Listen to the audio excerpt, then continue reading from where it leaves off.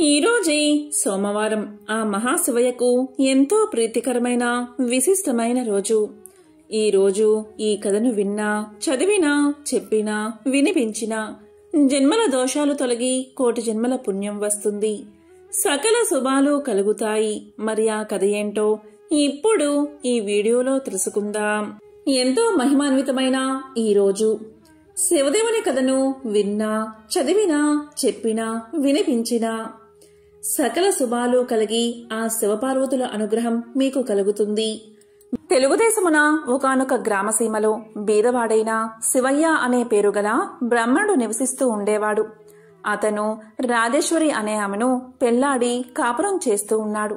కొంతకాలానికి ఆ దంపతులకు ఒక కొడుకు, ఒక కూతురు కలిగారు. పుత్రుని పేరు సదాశివుడు, పుత్రిక పేరు దాక్షాయణి. బీదవాడు అవడం వల్ల శివయ్య భిక్షాటనం చేసి భార్యాబిడ్డలను పోషించుకుంటూ ఉండేవాడు. ఇలా కొంతకాలం గడిచిన తర్వాత తన భార్యతో శివయ్య ఇలా చెప్పాడు: ఓ రాజేశ్వరి, మనం ఈ దరిద్రావస్థను భరించలేకపోతున్నాం. నేను తిరుపతి పుణ్యక్షేత్రానికి వెళ్లి స్వామిని దర్శించి అక్కడ కష్టపడి కొంత ధనాన్ని సంపాదించి తిరిగి వస్తాను. నీవు బిడ్డలను జాగ్రత్తగా చూస్తూ ఉండు అని చెప్పి శివయ్య ప్రయాణమై వెళ్తున్నాడు. శివయ్య అలా వెళ్తూ ఉండగా ఒక ముసలి బ్రాహ్మణుడు ఎదురయ్యాడు. ఆ బ్రాహ్మణుడు శివయ్యతో ఇలా పలికాడు: ఎవరు నాయనా నీవు అని అడిగాడు. అప్పుడు శివయ్య ఇలా చెప్పాడు: ఓ మహానుభావా, ఆ కనిపిస్తున్న పల్లెయే నా గ్రామం. చాలా బీద కుటుంబీకుడిని. ఒక భార్య, 2 పిల్లలు ఉన్నారు. సంపాదించింది చాలక దరిద్ర బాధ భరించలేక తిరుపతికి వెళ్లి ధనార్జన చెయ్యాలి అనే తలంపుతో ఇల్లు విడిచి బయలుదేరాను అని చెప్పాడు. అదంతా విన్నా ముసలి బ్రాహ్మణుడు నవ్వుతూ ఇలా పలికాడు: ఓయి వెర్రినాయనా, తిరుపతికి వెళ్ళినంత మాత్రాన, ప్రభు దర్శనం చేసినంత మాత్రాన నీవు ధనాన్ని సంపాదించుకోగలవా? నీకు సకల ఐశ్వర్యాలు ఇచ్చే వ్రత కథ ఒకటి చెప్తాను, శ్రద్ధగా విను అని బ్రాహ్మణోత్తముడు చెప్పగా శివయ్య ఇలా పలికాడు: పుణ్యపురుష, అది ఏ దేవుని కదో ఆ చెట్టు నీడలో కూర్చుని వివరించు స్వామి అని వేడుకున్నాడు. అంతటా ఆ బ్రాహ్మణోత్తముడు శివదేవుని కథ చెప్పడం ప్రారంభించాడు. వంగదేశాన్ని పాలిస్తున్న సూరసేన మహారాజుకు గుణవంతురాలైన ఒక పుత్రిక ఉన్నది. ఆ బాలామణి పేరు సీమంతిని. సీమంతిని చిన్ననాటి నుండి శివదేవుని యందు అపారమైన భక్తి కలదై పూజలు చేస్తూ ఉండగా ఈ విషయం యాజ్ఞవల్క మహాముని భార్య అయిన మైత్రేయి తెలుసుకుని తానే స్వయంగా సీమంతినికి సోమవార వ్రత మహత్యాన్ని వివరించి చెప్పడానికి సూరసేన మహారాజు యొక్క పట్టణానికి బయలుదేరి వచ్చి వ్రత విధానాన్ని సీమంతినికి చెప్పి వెళ్లిపోయింది. ఆనాటి నుండి సీమంతిని సోమవార వ్రతాన్ని భక్తి శ్రద్ధలతో చేస్తూ సదాశివుణ్ణి పూజిస్తూ వ్రతకథ చదువుతూ దినదిన ప్రవర్ధమానమయ్యింది. ఇలా ఉండగా అంగదేశాన్ని ఇంద్రసేనుడు అనే మహారాజు పాలిస్తూ ఉండేవాడు. ఆ రాజుకు చంద్రాగదుడు అనే కొడుకు ఉన్నాడు. ఆ చిన్నవాడు సకల విద్యలు నేర్చుకుని పెళ్లియేడుకు వచ్చాడు. చంద్రాగదునకు వివాహం చెయ్యాలి అనే తలంపుతో ఇంద్రసేన మహారాజు తన కొలువులో ఉన్న మంత్రి, పురోహిత సామంతులతో యువరాజైన చంద్రాగదునకు ఎక్కడైనా తగిన చిన్నదాన్ని చూడమని చెప్పి వారిని దేశాలకు పంపించాడు. వారు అనేక దేశాలు తిరిగి చివరకు వంగదేశ పరిపాలకుడైన సూరసేన మహారాజు పట్టణానికి చేరుకున్నారు. ఆ రాజుకు సీమంతిని అనే కుమార్తె ఉన్నదని పరిచారకుల వల్ల తెలుసుకుని రాజు దర్శనానికై ఆస్థానానికి చేరుకున్నారు. అంతటా సూరసేన మహారాజు మంత్రి, పురోహితులను గౌరవించి తమరు వచ్చిన పని ఏమిటి అని అడిగాడు. దానికి వారు ఇలా చెప్పారు: మహారాజా, మాది అంగదేశము. మా ఇంద్రసేన మహారాజు గారికి చంద్రాగదుడు అనే కుమారుడు ఉన్నాడు. అతనికి తగిన కన్య గురించి తిరుగుతూ తమ పుత్రికా రత్నమగు సీమంతిని దేవి గుణగణాలు తెలుసుకుని ఇక్కడకు వచ్చాము. ఇదిగో మా యువరాజు చిత్రపటము అని చూపించారు. రాజు ఆ చిత్రపటాన్ని కుమార్తెకు చూపించి ఆమె సమ్మతికి సంతోషించి కళ్యాణ ముహూర్తం నిశ్చయించి మహావైభవంగా వివాహం చేశాడు. వివాహమైన కొంతకాలానికి ఒక రోజున చంద్రాగదుడు తన వినోదపు చెలికాండ్రతో యమునా నదీ తీరమున నావపై షికారు చేస్తున్న సమయంలో దురదృష్టవశాత్తు ఆ నావ నీటిలో మునిగిపోయింది. చంద్రాగదుడు తప్ప మిగిలినవారు చనిపోయారు. చంద్రాగదుణ్ణి నాగకన్యలు పట్టుకుని తమ రాజైన తక్షకుని వద్దకు తీసుకుపోయారు. అప్పుడు తక్షకుడు చంద్రాగదుని చూసి, ఇతను ఎవరు, ఇక్కడకు ఎందుకు తీసుకువచ్చారు అని అడగగా నాగకన్యలు ఇలా చెప్పారు, మాకు తెలియదు మహారాజా, నీటి ప్రవాహంలో కొట్టుకుని పోతూ ఉండగా మాకు చిక్కడం వల్ల తమ దగ్గరకు తీసుకువచ్చాము అని సమాధానం చెప్పారు. దానితో తక్షకుడు దివ్య దృష్టి వల్ల చంద్రాగదుని వృత్తాంతం తెలుసుకుని, ఇతడు సామాన్యుడు కాడు, ఇతని ధర్మపత్ని సీమంతిని దేవి శివుణ్ణి ఆరాధిస్తూ సోమవార వ్రత ప్రభావం కల మహాపతివ్రత, అందువల్లే ఇతడు నీటిలో పడిపోయినా ప్రాణాలు విడవక మీకు చిక్కడం వల్ల అతన్నికే విధమైన అపాయము కలగలేదు అని నాగకన్యలకు చెప్పాడు. ఈ సంభాషణంతా వింటున్న చంద్రాగదుడు భయపడుతూ దిక్కులు చూడసాగాడు. అంత తక్షకుడు చంద్రాగదుని వీపు చరిచి ధైర్యం కలగజేసి తన దగ్గర ఉన్న విలువైన మణులు ఇచ్చి ఆ మణుల యొక్క ప్రభావం కూడా తెలియచేసి భూలోకానికి సాగనంపాడు. అక్కడ సీమంతిని తన భర్త జాడ తెలియనందున నామ ప్రమాదంలో చెలికాండ్రతో పాటు తన భర్త కూడా మరణించి ఉంటాడని తలపోసి పరిపరి విధాలా విచారిస్తూ ఇలా బాధపడింది. ఓ శివదేవా, తల్లి పార్వతి, నేను విడవకుండా ఆచరిస్తున్న సోమవార వ్రతం యొక్క ఫలితం ఇదేనా అని దుఃఖిస్తూ కనులు మూసుకునగా అప్పుడు స్వప్నంలో జగజ్జనని ఇలా పలికింది, అమ్మాయి, నీ భర్తకు ఏమీ భయం లేదు, విచారించకు, సజీవుడై ఉన్నాడు, త్వరలో నీ దగ్గరకు చేరుకుంటాడు అని చెప్పి అమ్మవారు అంతర్ధానమయ్యింది. అంతలో సీమంతిని మేల్కొని స్వప్నంలో దేవి చెప్పిన వాక్యాలు వృధా కావని మనస్సులో ధైర్యం చేసుకుని యథాప్రకారంగా సోమవార వ్రతాన్ని చేస్తూ ఉండగా దివ్య ప్రభావం కల మణులతో చంద్రాగదుడు తన దేశానికి తిరిగి వచ్చాడు. ఇంద్రసేన మహారాజు కొడుకు రాకకు సంతోషించి జరిగిందంతా తెలుసుకుని తన కుమారుడు సజీవుడుగా ఉన్నాడని మహిమగల మల్లతో తిరిగి వచ్చాడు అని ఆ శుభవార్తను సూరసేన మహారాజుకు కబురంపి శుభముహూర్తాన సీమంతిని దేవికి చంద్రాగదునకు వైభవోపేతంగా పట్టాభిషేకం చేశాడు. సీమంతిని దేవి చంద్రాగదులు తమ దేశ ప్రజలకు సోమవార వ్రత ప్రభావం గురించి, శివదేవుని మహిమల గురించి బోధిస్తూ ధర్మ మార్గంలో రాజ్యపాలన చేస్తూ ఉన్నారు. సీమంతిని దేవి తన సోమవార వ్రత మహిమ వల్లే ఐదోతనం కాపాడుకోగలిగినదని ప్రజలంతా భావించి తాము కూడా సోమవార వ్రతం చేసి సకల సంపదలతో సుఖంగా ఉన్నారు అని ముసలి బ్రాహ్మణుడు శివయ్యతో చెప్పి ఇంకా ఇలా పలికాడు, శివయ్య, నీవు కూడా ఈ వ్రతాన్ని చెయ్యి, నీకు సకల ఐశ్వర్యాలు కలుగుతాయి అని పలకగానే శివయ్య ఎంతో ఆనందం చెంది ఇలా అన్నాడు, ఓ మహాపురుష, ఈ వ్రతాన్ని ఎలా ఆచరించాలి నాకు తెలియచేయండి అని కోరాడు.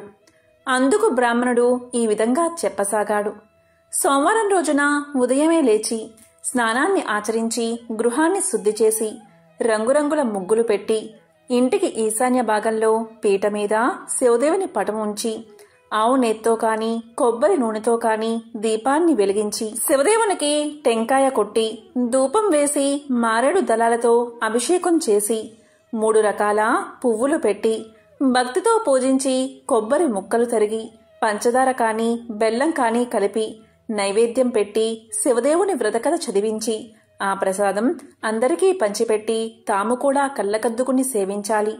ఇలా 3 సోమవారాలు భక్తి శ్రద్ధలతో పూజిస్తే సిరి సంపదలు కలిగి మనసులో కోర్కెలు ఫలిస్తాయి అని ముసలి బ్రాహ్మణుడు చెప్పి అదృశ్యమయ్యాడు.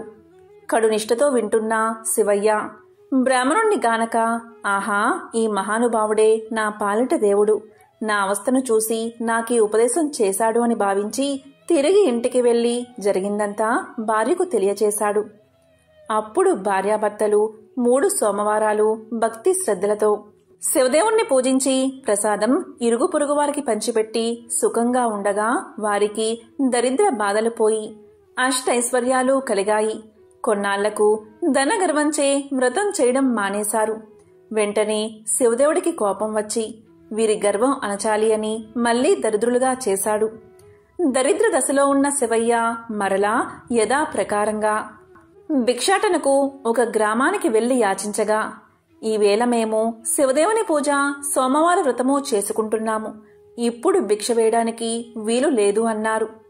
అయ్యో, సోమవార వ్రతాన్ని మర్చిపోయినందునే మాకీ గతి పట్టింది. చాలా అపచారం చేశాము అనుకుంటూ ఇంటికి వెళ్లి ఈ సంగతి భార్యకు జ్ఞాపకం చేశాడు. ఆమె భర్త మాటలు లెక్క చేయగా మొండిగా మాట్లాడినది. ఇక గత్యంతరం లేక శివయ్య పిల్లలతో నదిలో స్నానం చేసి వచ్చి శివదేవుణ్ణి పూజించి కథ చెప్పుకోవడానికి భార్యను వినడానికి రమ్మని పిలిచాడు. తాను కథ కూడా వినను అని ఆమె చెప్పగాని ఆమె నేత్రాలు కనిపించకుండా పోయాయి. అప్పుడు భర్త అయిన శివయ్య ఇలా పలికాడు. ఓసి పిచ్చిదానా, శివదేవుని పూజ మానావు, కథ కూడా విన్నన్నావు. నేను బీదవాడిని అయిపోయాను, నీవు అందురాలివి అయిపోయావు. కనుక చేసిన తప్పులు క్షమించమని లెంపలు వేసుకో అని గట్టిగా మందలించాడు. వెంటనే భార్య అలాగే చేసి స్నానాన్ని ఆచరించి సోమవార వ్రతాన్ని ఆచరించి ప్రసాదం కళ్ళకొద్దుకుని సేవించింది.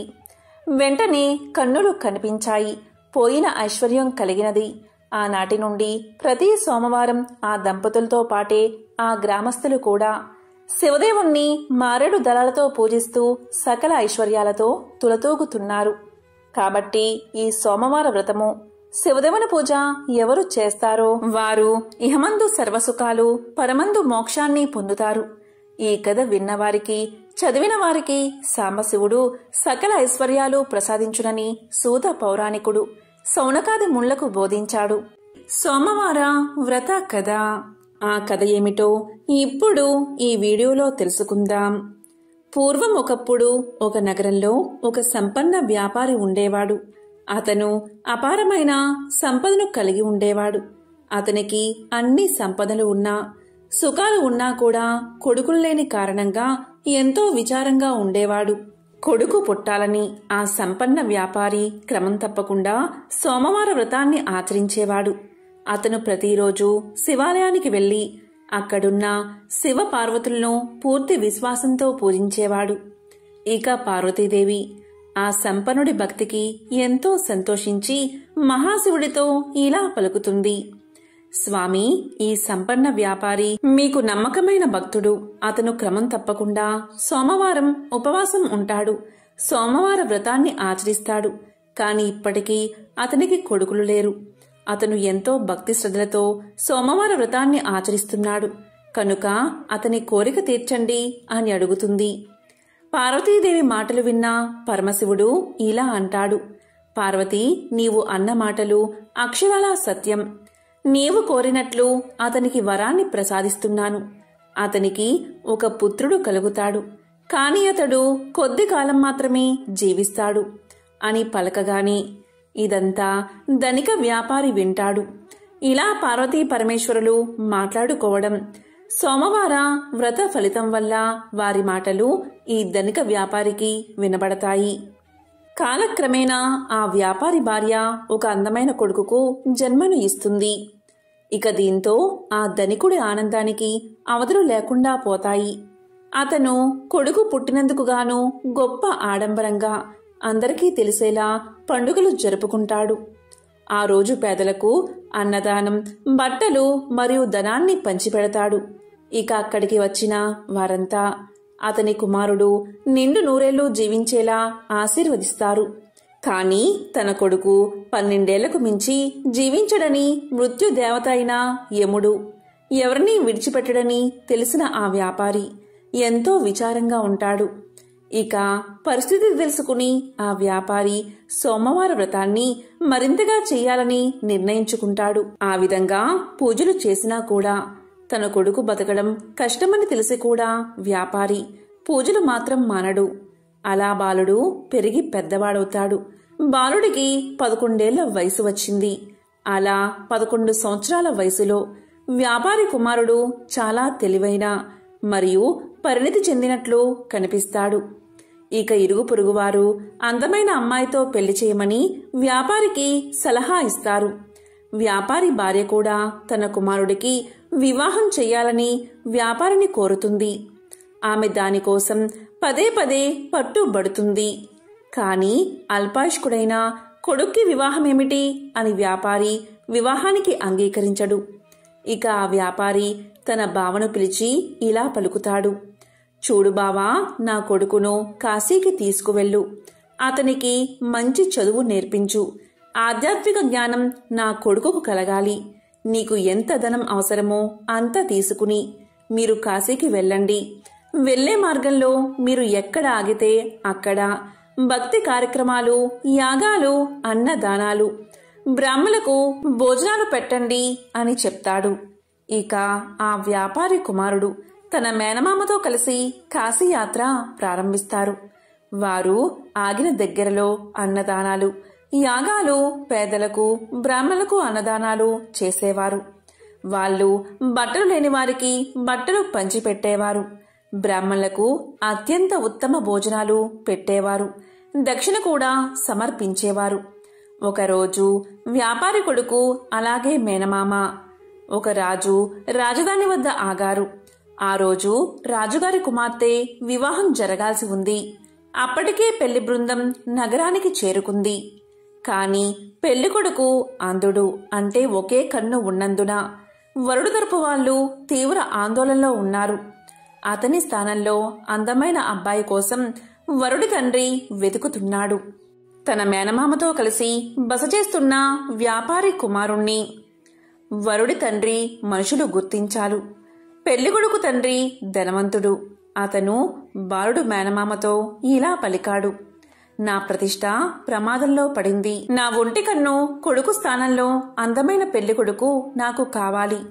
మీవాడు రాజకుమార్తెను తాత్కాలిక వివాహం చేసుకోవాలి. దీనికి అంగీకరిస్తే నేను తగినంత ధనాన్ని మీకు ఇస్తాను. వివాహ వేడుక ముగిసిన వెంటనే మీ దారిన మీరు వెళ్లిపోవాలి అని పలికాడు. ఇక మేనమామ తాత్కాలిక వివాహానికి అంగీకరించాడు. అలాగే తన మేనల్లుణ్ణి ఒప్పించాడు. పెళ్లి ఊరేగింపులో తలపై కవాతుతో అందమైన వరుణ్ణి చూసిన వధువు తరపు వాళ్ళు ఎంతో గొప్పగా చెప్పుకున్నారు. వ్యాపారి కుమారుడు మరియు రాజకుమార్తె అగ్నిగుండం చుట్టూ తిరిగి వివాహం చేసుకున్నారు. వారు బయలుదేరే సమయంలో వ్యాపారి కొడుకు తన వధువు కండువాను తీసుకుని దానిపై ఇలా రాశాడు. ఇప్పుడు మనం భార్యాభర్తలం. నేను రాజు కొడుకును కాదు. నేను ఒక ధనిక వ్యాపారి కొడుకుని. నేను ఆధ్యాత్మిక విద్య కోసం కాశీకి వెళ్తున్నాను. నీ నిజమైన వరుడు గుడ్డివాడు. అతనికి ఒక కన్ను లేదు అని రాశాడు. కండువాపై ఏదో సందేశం రాయడం రాజకుమార్తె గమనించింది. కాని ఆ సమయంలో ఆమె దాన్ని చదవలేకపోయింది. పెళ్లి బృందం బయలుదేరబోతున్నప్పుడు వధువు ఆ సందేశాన్ని చదివింది. అసలు విషయం తెలిసి కంగు తిన్నది. అప్పటికే ఆ వ్యాపారి కొడుకు వెళ్లిపోయాడు. ఒంటి కన్ను పెళ్లి కొడుకుతో పాటు వెళ్లేందుకు రాజకుమార్తె నిరాకరించింది. ఇక పెళ్లి బృందం వధువు లేకుండానే తిరిగి తమ రాజ్యానికి వెళ్లిపోయింది. ఇక వ్యాపారి కొడుకు కాశీకి చేరుకుని ఆధ్యాత్మిక అధ్యయనానికి పూర్తిగా అంకితమయ్యాడు. అతని మేనమామ శివుడి పేరు మీద భక్తి కార్యక్రమాలు ఏర్పాటు చేసి తన సోదరి కుమారుడి శ్రేయస్సు కోసం ప్రతిరోజు విరాళాలు ఇచ్చేవాడు. ఇలా ఉండగా అతనికి 12 ఏళ్లు వచ్చాయి. 12వ సంవత్సరం చివరి రోజున వ్యాపారి కుమారుడికి ఛాతిలో నొప్పి పుట్టింది. అతని మేనమామ అతని దినచర్య ప్రకారం దానాలు, విరాళాలు ఇచ్చి గదిలోకి వెళ్లి చూడగా బాలుడు శవమై కనిపించాడు. అది చూసి మేనమామ శోకంతో ఏడ్చాడు. కాని బ్రాహ్మణులు శవ ఇంట్లో భోజనం చెయ్యరు కాబట్టి తాను బయటపడితే అన్నదానం వృధా అవుతుందని మౌనంగా ఉండి అన్నదానాన్ని జరిపించాడు. ఇక అన్నదానం అయిపోయాక అందరూ వెళ్లిపోయాక బిగ్గరగా ఏడవడం మొదలుపెట్టాడు. చాలామంది ఆయన చుట్టూ చేరారు. అదృష్టం కొద్దీ శివుడు, పార్వతీదేవి కూడా ఆ ఇంటి బయటగా వెళ్తున్నారు. ఆ రోద విని పార్వతి యొక్క మనసు కరిగిపోయింది. ఆమె శివుడితో ఇలా పలుకుతుంది. స్వామి, యముణ్ణి ఆ బాలుడి ప్రాణాలు తిరిగి ఇవ్వమని అడగండి. యముడు ఎప్పుడూ మీ ఆజ్ఞపైనే నడుస్తాడు కదా. దయచేసి ఆ బాలుని రక్షించండి. మీరు సమస్త ప్రాణులకు రక్షకుడు అని పార్వతీదేవి వేడుకుంది. పార్వతీదేవి మాటలు విన్న శివుడు తన కుటుంబానికి తన పట్ల ఉన్న భక్తి కారణంగా ఆ బాలుణ్ణి బతికించడానికి అంగీకరిస్తాడు. అలా మహాశివుడు పవిత్ర గంగానదిలో ప్రవహించే నీటిని చేతిలోకి తీసుకుని మృతదేహంపై చల్లుతాడు. అలా గంగానది యొక్క నీళ్లు చల్లగానే ఆ బాలుడు నిద్రలోంచి లేచినట్లుగా లేచి కూర్చుంటాడు. దీంతో మేనమామ ఎంతో సంతోషిస్తాడు. ఇక ధనికుని కుమారుడు ఆధ్యాత్మిక విద్య ముగిసాక ఇంటికి తిరుగు ప్రయాణం కడతాడు. అలా మేనమామ మేళంలో కలిసి తిరుగు ప్రయాణంలో మళ్లీ ఆగిన దగ్గరల్లా అన్నదానాలు, వస్త్రదానాలు, యాగాలు చేస్తారు. అలా వారు అబ్బాయి వివాహం చేసుకున్న నగరానికి చేరుకుంటారు. ఇక ఆ దేశపు రాజు యువరాణి వెంటనే ఆ బాలుణ్ణి గుర్తిస్తారు. ఇక రాజు ఆ బాలుణ్ణి తన రాజ్యానికి తీసుకుపోయి ఒక శుభదినాన తన కుమార్తెను అతని వెంట పంపిస్తాడు. ఎంతో ధనాన్ని కూడా ఇస్తాడు. ఇక వ్యాపారి కుమారుడు తన వధువుతో సహా తన నగరానికి చేరుకుంటాడు. కొడుకు చనిపోతే ఆత్మహత్య చేసుకోవాలని భవనంపైకి ఎక్కుతారు వ్యాపారి దంపతులు.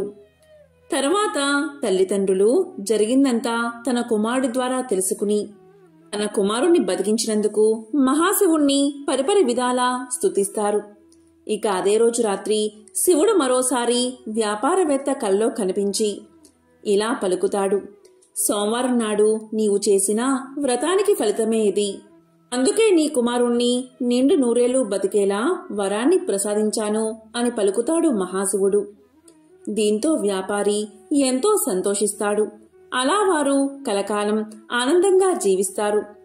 ఎంతో విశేషమైన పవిత్రమైన ఈ కథను ఎవరైతే ఈ రోజు వింటారో, లేక చదువుతారో, లేక చెప్తారో, లేక వినిపిస్తారో వారి జన్మల పాపాలు తొలగి కోటి జన్మల పుణ్యం వస్తుంది. తిరుగులేని రాజయోగం పడుతుంది. ఇక వారింట్లో అన్ని శుభాలే కలుగుతాయి. మహాశివుడి విశేషతను తెలిపే మరొక కథను ఇప్పుడు తెలుసుకుందాం. పూర్వకాలంలో ఒకానొక గ్రామంలో ఒక నిరుపేద కుటుంబం ఉండేది. ఆ పేద దంపతులకు 2 కుమార్తెలు, 1 కుమారుడు ఉన్నారు. వారి కుటుంబం జరుగుబాటు కూడా చాలా దుర్భరంగా ఉండడం వల్ల పెద్దవాళ్లైన 2 కుమార్తెలు అడవికి వెళ్లి కట్టెలు ఏరుకుని వచ్చి వాటిని గ్రామంలో అమ్మి కుటుంబ పోషణ కొనసాగిస్తూ ఉండేవారు. ఇలా కాలం గడుస్తూ ఉండగా ఒకనాడు ఆ అక్కా చెల్లెళ్ళు పుల్లలు ఏరుకుని గ్రామానికి వస్తూ ఉండగా పొలిమేరలోని ఒక ఇంట్లో ఏదో పూజ చేయడం చూసి ప్రసాదం తెచ్చుకోవాలని అక్కడకు వెళ్తారు. అక్కడ జరిగే పూజా కార్యక్రమం చూసి ముచ్చటపడి ఆ అమ్మాయిలిద్దరూ పూజ గురించి, చేసే విధానం గురించి ఇంటి యజమాన్ని అడిగి తెలుసుకుంటారు. ఇక ప్రసాదం తీసుకుని ఇంటికి వెళుతున్న వాళ్లకు ఆ పూజ తాము కూడా చేసుకోవాలన్న ఆశ కలుగుతుంది. ఒక చెట్టు మొదట తమ గంపలు దింపి అక్కడ శుభ్రం చేసి మర్రి ఆకులు, మర్రిపళ్ళు, పత్రి పోగు చేసుకుని వచ్చి నువ్వే మా దేవుడివి అని అక్కడ గల ఒక రాతిని ఆ చెట్టు మొదట్లో పెట్టి పూజ చేసి, స్వామి ఇవే తమలపాకులు, ఇవే వక్కలు, ఇవే పళ్ళు అని మర్రి ఆకులను, మర్రి పళ్ళను, మర్రి ఊడలను పెడతారు. ఇవే తోరాలు అనుకోమని మర్రి ఊడలను స్వామి ముందు పెట్టి భక్తితో పూజ చేస్తారు ఆ అక్కా చెల్లెళ్ళు. తరువాత వారు ఇంటికి బయలుదేరుతూ తమ తమ గంపలను నెత్తిన ఎత్తుకోబోగా వాటిలోని పుల్లలన్నీ బంగారు పుల్లలుగా మారిపోతాయి. వారు ఆనందంతో ఇంటికి వెళ్లి తల్లిదండ్రులకు జరిగిందంతా చెప్తారు. ఆ పుల్లలు అమ్ముకుని శ్రీమంతులు అయిపోతారు. సిరి సంపదలు పెరిగిన ఆ సుందరాంగులను తూర్పు నుంచి ఒక మహారాజు వచ్చి, పెద్దామెను పడమర నుంచి ఒక మహారాజు వచ్చి చిన్నామెను వివాహం చేసుకుంటారు. ఆ అక్కా చెల్లెలిద్దరూ వారి వారి రాజ్యాలకు వెళుతూ భక్తి శ్రద్ధలతో ప్రతి సంవత్సరం కార్తీక మాసంలో ఈ నోము నోచుకోమని చెప్పి వెళ్తారు. వారిద్దరూ ఆ ప్రకారం తమ రాజ్యాలలో నోము నోచుకుంటూ కాలం గడుపుతూ ఉంటారు. ఇక కుమారుడు పెరిగి పెద్దవాడవుతాడు. ఇక తల్లి కార్తీక నోమును భారీగా చెయ్యాలని సంకల్పం చేసుకుంటుంది. ఇక పాత తోరాలు తీసి పెరట్లో కాకరపాదు మీద విసిరేస్తుంది. వాటి స్థానంలో బంగారు తోరణాలు చేస్తుంది. నవకాయ పిండి వంటలతో గారెలు, బూరెలు వీటితో భోజనాలు ఏర్పాటు చేస్తుంది. ఇక గ్రామస్తులంతా తల్లి కొడుకులను ఎంతగానో ప్రశంసిస్తారు. ఇక తోరాన్ని ఎప్పుడైతే ఆమె కాకర పాదు మీద విసిరేసిందో అప్పట్నుంచి ఆ మహాశివుడి కరుణ మందగిస్తుంది. ఏడాదికేడాదికి వారి సిరి సంపదలు తొలగి పేదరికం దాపరిస్తుంది. తినడానికి తిండిలేని దుస్థితి కలుగుతుంది. ఏ పని చెయ్యాలన్నా జరగకపోగా కష్టాలు ఎదురవుతాయి. ఆ తోరం ఎప్పుడైతే కాకర పాదు మీద విసిరేసిందో ఆ కాకరకాయల్లో బంగారం నిండుకుంటుంది. కాని ఇంట్లో వారు అది గ్రహించరు. ఒకసారి తల్లి పెరట్లో ఇరగకాసిన కాకర పాదును చూసి కొన్ని కాయలు కోసి కొడుక్కు ఇచ్చి అంగడికి వెళ్లి చారెడు నూకలు, పప్పు, ఉప్పు తీసుకురమ్మని పంపిస్తుంది. కొడుకు అవి తీసుకువెళ్లి షావుకారి అంగడి ముందు నిల్చుంటాడు. ఎంతసేపటికి ఆ షావుకారు కొడుకుని చూడడు. తరువాత షావుకారు అతన్ని చూసి ఏమిటి తీసుకొచ్చావు అని ప్రశ్నిస్తాడు. దానికి కొడుకు ఇలా పలుకుతాడు, అయ్యా, ఈ కాకరకాయలు తీసుకుని బియ్యం ఇప్పించండి. మీ పేరు చెప్పుకుని ఈ పూటకు ఇంత గంజి తాగుతాము అని పలుకుతాడు. దానికి షావుకారు ఇలా అంటాడు, అలానా, మీకు దారపోయడానికి మాకు ఊరికే వచ్చినా సిరి సంపదలు ఏమీ లేవు, వెళ్ళిపో అని కసురుకుంటాడు. కాని ఆ బాలుడు బతిమాలాడగాని ఇక ఇతను వదిలేలా లేడు అని దోసెడు బియ్యం, పప్పు ఇప్పించి పంపిస్తాడు షావుకారు. ఆ పూటకు వారు ఆకలి తీర్చుకుని మరుసటి రోజు మరికొన్ని కాయలు కోసి మరో అంగడికి వెళ్లి అమ్ముకుని రమ్మని పంపిస్తుంది తల్లి. దాంతో కొడుకు ఆ కాకరకాయలు పట్టుకుని అంగడి వీధికి వెళ్తున్నప్పుడు షావుకారు అతన్ని ఆపి, ఏమి కావాలంటే అవి ఇస్తాను, రోజూ కాకరకాయలను నాకే ఇవ్వాలని చెప్పి బియ్యం ఇచ్చి పంపిస్తాడు. ఆ షావుకారుకు ఎందుకు అలా దయ కలిగింది అంటే, ముందు రోజు తాను తీసుకున్న కాకరకాయలు కూర చేసే నిమిత్తం వాటిని కొయ్యగాని వాటిల్లో నుండి బంగారు ముద్దలు రాలిపడతాయి. ఆ కాకరకాయలు మరెవరికీ దక్కకూడదని ఆ షావుకారు ఎంత ఇవ్వడానికైనా సిద్ధపడతాడు. అలా రోజూ కుర్రవాడి దగ్గర కాకరకాయలు కొంటూ ఉండేవాడు షావుకారు. ఇలా ఉండగా కొన్ని రోజులకు ఆ చెట్టుకున్న కాకరకాయలు అయిపోయాయి. ఆ షావుకారు చిల్లి గవ్వ కూడా ఇవ్వడం మానేశాడు. ఇక చేసేది లేక తల్లి తన కుమారుణ్ణి ప్రయాణం చేసి తూర్పున ఉన్న పెద్ద అక్క దగ్గరకు పంపుతుంది. మన కష్టసుఖాలు ఆమెకు చెప్పి ఏమైనా సహాయాన్ని అడగమంటుంది. దాంతో కొడుకు అక్కగారింటికి చేరుకుని నౌకర్లు లోపలికి వెళ్లనివ్వకపోతే అక్కడే ఉండగా తల ఆరబోసుకోవడానికి మేడ మీదకు వచ్చిన అక్కగారు తమ్ముణ్ణి చూసి లోపలికి తీసుకువెళ్తుంది. అక్కగారికి ఇంటి పరిస్థితులన్నీ తెలియజేస్తాడు తమ్ముడు. దాంతో అక్కగారు ఒక గుమ్మడికాయను తొలిపించి అందులో వరహాలు పోసి తమ్ముడి చేతికి ఇచ్చి దానిని అమ్మకు ఇవ్వవలసిందిగా చెప్పి పంపుతుంది. అలా తిరిగి వస్తూ తమ్ముడు అక్కగారి ఇచ్చిన సద్ది తినాలని ఆ గుమ్మడికాయను నేల మీద పెట్టి చద్దన్నం తింటూ ఉంటాడు. అంతలో ఎక్కడ్నుంచో ఒక పెద్ద గద్దె వచ్చి ఆ గుమ్మడికాయను తన్నుకుపోతుంది. చేసేది లేక ఒత్తి చేతులతో ఇంటికి వెళ్లడం ఇష్టం లేక పడమర ఉన్న చిన్న అక్కగారి ఇంటికి వద్దకు వెళ్తాడు తమ్ముడు. అక్కడ చిన్నక్క నౌకరి వాళ్ళ వల్ల తమ్ముడి రాక గురించి విని బయటకు వచ్చి తమ్ముణ్ణి లోపలికి తీసుకువెళ్తుంది. కష్టసుఖాలు అడిగి తెలుసుకుంటుంది. వెంటనే ఆమె ఒక చెప్పుల జతలో వరహాలు పెట్టి కుట్టించి దాన్ని ఎక్కడా విడవక తిన్నగా ఇంటికి వెళ్ళమని చెప్పి పంపుతుంది. ఆ అక్క ఏమీ ఇవ్వలేదు, ఈ అక్క ఏమీ ఇవ్వలేదు అని బాధపడుతూ ఇంటికి బయలుదేరతాడు కొడుకు. ఎండ తీవ్రతకు అతనికి బాగా దాహం వేస్తుంది. వెంటనే అతను కొంచెం మొహం కడుక్కుని మంచినీళ్లు తాగాలని నిర్ణయించుకుంటాడు. అక్కగారు ఆ చెప్పుల జతను ఎక్కడా విడవద్దని చెప్పడం వల్ల చెప్పులతోనే చెరువులోకి దిగుతాడు అతను. కాని ఆ బురదలో చెప్పులు కూరుకుపోయి ఎంత వెతికినా దొరకవు. ఈ సంగతంతా చెప్పి పెద్దక్కగారిని సహాయం అడగాలని తిరిగి ఆమె వద్దకు వెళ్తాడు తమ్ముడు. అది కార్తీక మాసం అవడం వల్ల నోము నోచుకుంటూ ఉంటుంది పెద్దక్కగారు. తమ్ముడు ఇంటికి రాగానే తమ్ముడు జరిగిందంతా చెప్పగానే ఆ నోమును కూడా అతని చేత నోయిస్తుంది. ఆడంబరం కాదు ముఖ్యం, భక్తే ముఖ్యమని చెప్పి ఇంటికి వెళ్లి తన తల్లిని కూడా నోము నోయించేలా చెయ్యమని తమ్ముడికి చెప్పి కొంత ధనాన్ని ఇచ్చి పంపుతుంది. అలా తమ్ముడు నోము తన పెద్దక్కగారి ఇంట్లో నోచుకుని ఇంటికి తిరిగి వస్తూ ఉండగా గుమ్మడికాయ పండు అలాగే తాను ఇంతకు ముందు విడిచిపెట్టిన చెప్పులు కూడా కనిపిస్తాయి. వెంటనే అతను ఎంతో సంతోషంతో ఆ రెండిటినీ తీసుకుని తన ఇంటికి చేరుకుని తల్లికి జరిగిందంతా చెప్పి భక్తి శ్రద్ధలతో నోమును నోచుకునేలా చేస్తాడు. వెంటనే వారు చెప్పుల జతలో ఉన్న బంగారు నాణాలు చూస్తారు. అలాగే గుమ్మడికాయలో ఉన్న నాణాలు కూడా చూస్తారు. అలా వారు క్రమంగా తిరిగి ఊపందుకుని తిరిగి పూర్వ వైభవంతో జీవిస్తారు. చాలా కాలం క్రితం ఒక అరణ్యానికి సమీపంలో ఒక పేద కుటుంబం నివసిస్తూ ఉండేది. భార్యాభర్త, 2 కొడుకులు ఎంతగా శ్రమపడి ఒళ్ళు విరుచుకున్నా కడుపు నిండా తిండి ఉండేది కాదు. అలాగే బట్టలు కూడా లేక చిరిగినవి తొడుక్కుంటూ కాలం గడుపుతూ ఉండేవారు.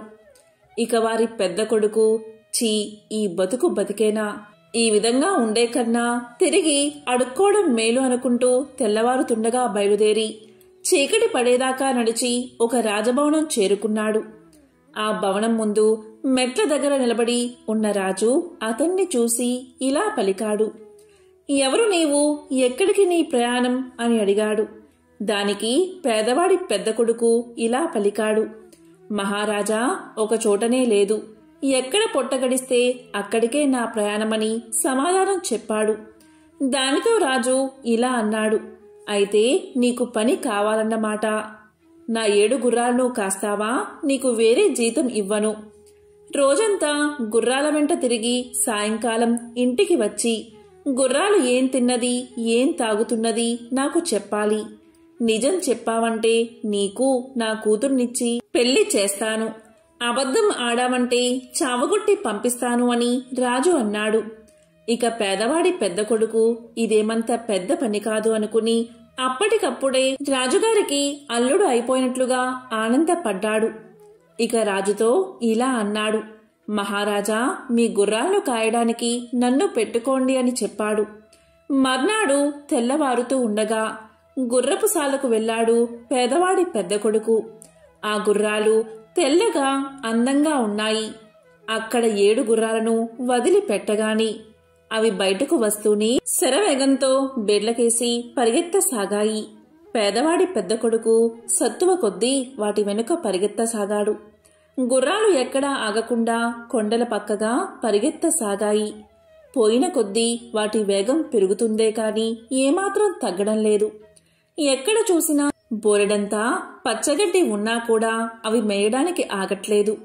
కొండల దాకా వచ్చేసరికి పేదవాడి పెద్ద కొడుకు ఇక పరిగెత్తలేకపోయాడు. అతని శరీరమంతా చెమటతో తడిసిపోయింది. ఆయాసం వచ్చింది. కాళ్ళు తడబడుతున్నాయి. కొండ కింద ఒక గుడిసెలో కూర్చుని రాట్నం తిప్పుతున్న ఒక వృద్ధురాలు ఇలా పలికింది, రాబాబూ, ఇలారా, నీ చెమట తుడుస్తాను అని ప్రేమగా ఆహ్వానించింది. అతను ఆశ్చర్యపడుతూ వృద్ధురాలకేసి చూసి గుర్రాల కోసం చూసే లోపుగా అవి ఎటో వెళ్లిపోయాయి. ఇక వాటిని అందుకునే ఆశలేదని నిశ్చయించుకుని పేదవాడి పెద్ద కొడుకు వృద్ధురాలి గుడిసెలోకి ప్రవేశించాడు. అప్పుడు వృద్ధురాలు అతని ఒంటిమీద చెమటంతా తుడిచి కాస్త గాలి విసిరి జుట్టు దువ్వి ఉపచారాలు చేసింది. కాస్త విశ్రాంతి పొందిన తర్వాత అతను లేచి నిలబడి, ఇక మా ఇంటికి పోతాను. రాజుగారి దగ్గరకు వెళ్లడం వృధా. వెళ్తే రాజుగారు గుర్రాలు ఏం తిన్నాయి, ఏం తాగాయి అని నన్ను అడుగుతారు. చెప్పలేకపోతే చావగొట్టి పంపిస్తారు. ఇంతోటి దానికి అక్కడకు వెళ్లడం దేనికి అని పలికాడు. ఆ మాటలకు వృద్ధురాలు, ఈ మాత్రానికే భయపడతావేంటి బాబూ, ఎక్కడైనా గుర్రాలు గడ్డి తిని నీళ్లు తాగుతాయి. రాజుగారితో ఆ మాటే చెప్పు అని సలహా ఇచ్చింది వృద్ధురాలు. ఇక సాయంకాలం అయ్యాక గుర్రాలు తిరిగి వచ్చేదాకా పేదవాడి పెద్ద కొడుకు వృద్ధురాలి గుడిసెలోనే ఉండి వాటి వెనకాలే రాజభవనానికి చేరుకున్నాడు. వారిని చూస్తూనే రాజు ఇలా పలికాడు, గుర్రాలను జాగ్రత్తగా కాచావా, అవి ఏం తిన్నాయి, ఏం తాగాయి అని అడిగాడు. దానికి పేదవాడి పెద్ద కొడుకు ఇలా చెప్పాడు, మహారాజా, గుర్రాలు గడ్డి తిని నీళ్లు తాగాయని చెప్పాడు. ఇక రాజు వాడిని పట్టుకుని చావబాది కొట్టి పంపించండి అని కోపంగా భటులను ఆజ్ఞాపించాడు. వృద్ధురాలి సలహా విన్నందుకు ఉళ్లంతా ఊనం చేయించుకుని పేదవాడి పెద్ద కొడుకు సగం ప్రాణంతో ఇంటికి చేరుకున్నాడు. ఇక పెద్ద కొడుకు తిరిగి రాగానే చిన్న కొడుకు తన పొట్ట తాను పోసుకుంటానని ఇంటి నుంచి బయలుదేరాడు. అతను కూడా ఒక రోజంతా నడిచి చీకటి పడే వేళకు రాజభవనం చేరుకున్నాడు. రాజు తన గుర్రాలు కాయమని అవి ఏం తిన్నాయో ఏం తాగాయో చెప్పమని నిజం చెప్తే తన కూతుర్నిచ్చి పెళ్లి చేస్తానని, అబద్ధం చెప్తే చావగొట్టి పంపిస్తానని చెప్పాడు. అందుకు పేదవాడి చిన్న కొడుకు కూడా సిద్ధపడ్డాడు. మర్నాడు తెల్లవారుతూ ఉండగానే గుర్రాలను వదిలారు. అవి పరిగెత్తసాగాయి. చిన్నవాడు వాటికంటే ముందే పరిగెత్తుతూ రండి, నాతో కలిసి పరిగెత్తండి అని వాటిని ఆహ్వానించాడు. గుర్రాలు కొండ ప్రాంతానికి చేరేసరికి చిన్నవాడు పరిగెత్తుతూనే ఉన్నాడు. అతనికి పరిగెత్తడం వల్ల చెమటలు కారుతున్నాయి. కాని పరుగు మాత్రం మానలేదు. ఇంతలో గుడిసెలో ఉన్న వృద్ధురాలు, రా బాబూ రా, చెమట తుడుస్తాను అని ఆహ్వానించింది. దానికి చిన్నవాడు, నేను నీకు చిక్కితేనే కదా అని అంటూ గుర్రాలతో సమానంగా పరిగెత్తసాగాడు. కాని గుర్రాలు ఇక అతన్ని దాటిపోయేటట్లు కనిపించాయి. దీంతో చిన్నవాడు అన్నిటికన్నా వెనుక ఉన్న గుర్రం జూలు పట్టుకుని ఎగురుతూ దానిమీద కూర్చుని ఉన్నాడు. ఆ గుర్రాలు చాలా దూరం పరిగెత్తి ఒక దట్టమైన అరణ్యం మధ్య ఉన్న ఒక దేవాలయ ప్రాకారం వద్దకు వెళ్లి నిల్చున్నాయి. అదే వాటి గమ్యస్థానమని గ్రహించిన చిన్నవాడు తాను ఎక్కిన గుర్రం నుండి కిందకు దిగి ఆలయ ప్రాంగణం వైపు నడిచాడు. గుర్రాలు ఒక్కొక్కటిగా ఆలయ ప్రాంగణంలోకి అడుగు పెట్టగానే అందమైన యువకులుగా మారిపోయాయి. ఈ వింత పరివర్తన చూస్తూనే చిన్నవాడు ఆశ్చర్యపోయాడు. ఆ యువకుల్లో ఒకడు పేదవారి చిన్న కొడుకును దగ్గరకు పిలిచి తమ విషయం ఇలా చెప్పాడు. మేము 7 రాజుగారి కొడుకులం. మా నాన్న నీకిచ్చి పెళ్లి చేస్తానన్నది మా చెల్లెల్ని. దారిలో నిన్ను పిలిచిన ముసలిది మంత్రగత్తె. తన మంత్రశక్తితో మమ్మల్ని ఇలా మాయ చేసింది. దాని మంత్రం ఈ ఆలయ ఆవరణలో అస్సలు పనిచేయదు. అందుచేత పగలు సాధ్యమైనంతసేపు మనుషులుగా ఉంటాం. మనుషులు తినే తిండే తింటాం. మనుషులు తాగే పానీయాలే తాగుతాం. మేమేమి తింటామో ఏమి తాగుతామో నువ్వే చూస్తావు కనుక ఆ సంగతి మా నాన్నకు చెప్పు. అలా చెప్పగానే ఆయన మా చెల్లెల్ని నీకిచ్చి వివాహం చేస్తాడు. ఆ తరువాత నీ వల్ల మాకు ఒక ఉపకారం కావాలి. ఈ గుడి గర్భగుడిలో ఒక కత్తి ఉంది. అది మంత్రపూరితమైన కత్తి. నీవు దాన్ని తీసుకుని మాతో పాటు ఇంటికి వచ్చి రాత్రి మేము గురుపుశాలలో కట్టి ఉన్నప్పుడు ఆ కత్తితో మా తలలు నరికేయి. దాంతో మాకు ఈ గుర్రాల రూపం పోయి మనిషి రూపం శాశ్వతంగా వచ్చేస్తుంది. ఈ మాటలు చెప్పి పెద్ద రాజకుమారుడు పేదవాడి చిన్న కొడుకును గర్భగుడిలోకి తీసుకుపోయి ఒక మూల ఆనించి ఉన్న కత్తిని చూపించాడు. చిన్నవాడు దానిని 2 చేతులా పట్టుకుని తేలికగా ఎత్తలేకపోయాడు. అది చాలా బరువుగా ఉంది. ఇక రాజుగారి పెద్ద కొడుకు పేదవాడి చిన్న కొడుకుతో ఇలా పలికాడు. గర్భగుడిలో ఒక గంట ఉంది. అందులో ఉంది మంత్రజలం. దాన్ని 3 గుక్కలు తాగమని రాజకుమారుడు పలికాడు. ఇక పేదవాడి చిన్న కొడుకు ఆ నీటిని 3 చుక్కలు తాగి ఒక చేత్తోని కత్తిని పట్టుకుని తేలికగా ఎత్తగలిగాడు. తరువాత రాజకుమారులు ఆ గుడి ఆవరణలోనే వంట చేసుకున్నారు. వంటకు కావలసిన సమస్త పదార్థాలు గుడిలో ఒక పక్కన ఉన్నాయి. రాజకుమారులతో పాటు పేదవాడి చిన్న కొడుకు కూడా భోజనం చేశాడు. సూర్యాస్తమయం కాబోయేదాకా వారంతా గుడిలో విశ్రాంతి తీసుకుని ఇంటికి బయలుదేరారు. గుడి దాటి బయటకు రాగానే రాజకుమారులు యథాప్రకారం గుర్రాలుగా మారిపోయారు. పేదవాడి చిన్న కొడుకు కత్తితో సహా ఒక గుర్రంపైన ఎక్కాడు. అతను గుర్రాలతో తిరిగి వచ్చేటప్పుడు ముసలిది చిన్నవాడిని చూసి కళ్ళల్లో నిప్పులు రాలుస్తూ అతన్ని బెదిరించింది. ఇక పేదవాడి చిన్న కొడుకు రాజుగారి భవనం చేరుకోగాని రాజు ఇలా అన్నాడు. గుర్రాలను సరిగ్గా కాచావా అని అడిగాడు. దానికి పేదవాడి చిన్న కొడుకు, మహారాజా కాచాను. కాస్తాను అన్నప్పుడు కాయకుండా ఉంటానా అన్నాడు. అయితే ఏం తిన్నాయి, ఏం తాగాయి అని రాజు ప్రశ్నించాడు. దానికి పేదవాడి చిన్న కొడుకు మనుషులు తినే తిండే తిన్నాయి, మంత్రజలం తాగాయి అని సమాధానం చెప్పాడు. దాంతో రాజు సంతోషించి, ఈ మాట చెప్పగలవాడు ఒక్కడు కూడా లేడు కదా, నేను అన్న ప్రకారం నా కూతుర్నిచ్చి నిన్ను అల్లుణ్ణి చేసుకుంటాను అని రాజు అన్నాడు. ఆ రాత్రి అందరూ పడుకున్నాక పేదవాడి చిన్న కొడుకు కత్తి తీసుకుని గుర్రపు శాలలోకి వెళ్ళాడు. కాని గుర్రాల మెడలు నరకాలంటే అతనికి చేతులు రాలేదు. చివరకు సాహసించి ఒక గుర్రం మెడ నరికేశాడు. వెంటనే దాని స్థానంలో ఒక రాజకుమారుడు నిలబడ్డాడు. ఆ తరువాత అతను ధైర్యంగా అన్ని గుర్రాల మెడలు నరికేశాడు. దీంతో 7 రాజకుమారులు మంత్ర విముక్తిని పొందారు. తన కొడుకులు తిరిగి పుట్టినట్లుగా రాజు చాలా సంతోషించాడు. రాజకుమార్తె ఎంతో కాలానికి తన అన్నల్ని చూసి ఆనంద బాష్పాలు రాల్చింది. ఆమెకు పేదవాడి చిన్న కొడుకుకు పెళ్లి నిశ్చయించారు. చిన్నవాడు తన తల్లిదండ్రులను అన్నను పిలిపించి వారిని కూడా రాజభవనంలో ఉంచాడు. పెళ్లి చాలా వైభవంగా జరిగింది. అటు తర్వాత అందరూ కూడా ఎంతో సుఖంగా జీవించారు.